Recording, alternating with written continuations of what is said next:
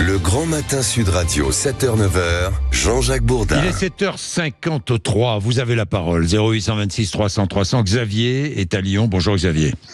Bonjour. Merci d'être avec nous Xavier. Vos parents habitent Beyrouth. Oui, tout à fait. Vous les avez eus au téléphone. Quelle est l'atmosphère là-bas ? Alors, ils sont toujours rassurants parce que les Libanais, c'est quand même un concept particulier. Ils sont toujours très rassurants.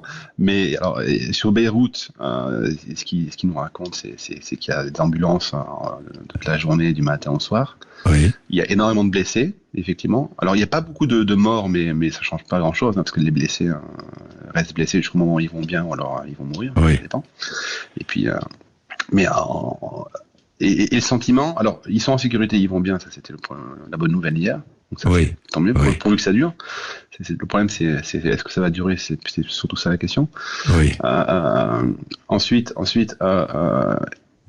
il y a un sentiment bizarrement malsain, mixé entre de l'admiration face à un acte aussi élaboré et un sentiment d'horreur face à ce concept qui voudrait que des humains investissent autant d'intelligence dans la conception de mécanismes qui plongent dans l'horreur de massacrer des gens. Oui. Moi, j'écoutais un peu ce que disaient vos invités ou vos collègues un peu avant. Tout à l'heure. Honnêtement, je suis un peu choqué. Allez-y, mais dites-le, Xavier. Qu'on fasse dans un média français, qu'on fasse l'apologie de l'État d'Israël aujourd'hui, qu'on soit dans la légitimisation d'un acte de terrorisme aveugle, sous prétexte que peut-être ça va tuer un gars du Hezbollah, youpi, et ça justifie d'éventuellement blesser 3000 personnes. Je comprends pas ça.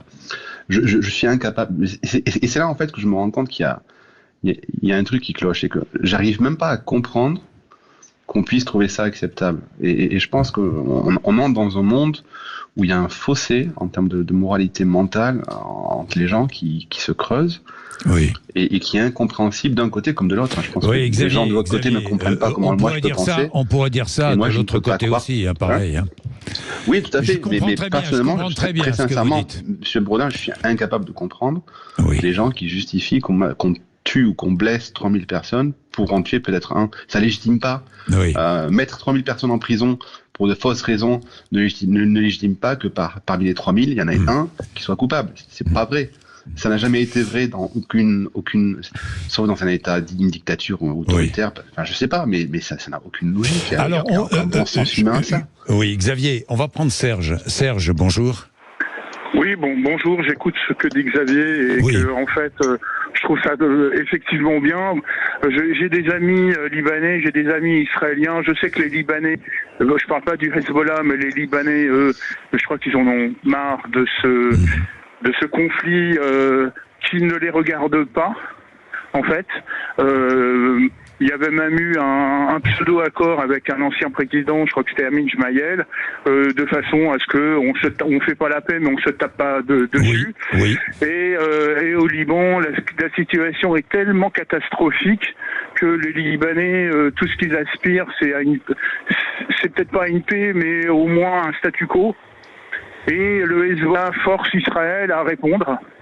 Parce que, de ce que j'ai compris d'après mes amis qui habitent dans le nord d'Israël, ils sont pratiquement tous évacués depuis presque un an, parce que le Hezbollah tire de temps en temps des roquettes ou des missiles, je sais pas trop faire la différence. Et le Hezbollah aussi tue des civils, des enfants, évidemment. C'est pour ça qu'ils sont déplacés. C'est pour ça qu'ils sont déplacés, parce qu'ils ont eux-mêmes, ils sont touchés, et puis aveuglément. Ce qui fait qu'aujourd'hui, c'est invivable. Et tout ce qu'on peut espérer, c'est qu'il y ait un printemps arabe aussi bien à Gaza qu'au Liban, et que les Gazaouis qui en ont marre aussi, parce qu'eux, ils souffrent, les Gazaouis, les civils de plus pouvoir travailler en Israël. Parce que quand le Hamas a récupéré le Gaza, il faut savoir qu'à Gaza, il n'y a jamais eu d'Israéliens depuis 20 ans. Donc c'est pas un territoire occupé, puisqu'il n'y en a pas un seul, et ils n'en font rien. Ils ont détruit toutes les serres que les Israéliens avaient laissées. Ils les ont vendues ou saccagées. Ils ont saccagé toutes les anciennes synagogues. Je sais pas ce que ça rapporte. Et c'est une situation très critique et on espère, moi j'espère ardemment un printemps arabe aussi bien au Liban pour se débarrasser du Hezbollah et que le Liban recouvre sa souveraineté sur son pays et que Gaza soit gouverné par quelqu'un qui soit suffisamment bien investi pour faire la paix avec Israël. Bien, voilà. Merci à tous les deux, Xavier et Serge, merci. Ça vous fait réagir, 0826 300 300. Et évidemment, je pense au Liban, à ce pays, paraît-il magnifique, je ne le connais pas, mais qui est exsangue, qui est tiraillé au nord avec le dictateur syrien, au sud, avec cette guerre entre le Hezbollah et Israël, avec des Libanais qui, tant bien que mal, tentent de vivre. Voilà, j'ai une pensée ce matin pour tous les Libanais, de Français d'ailleurs. Il est 7h59.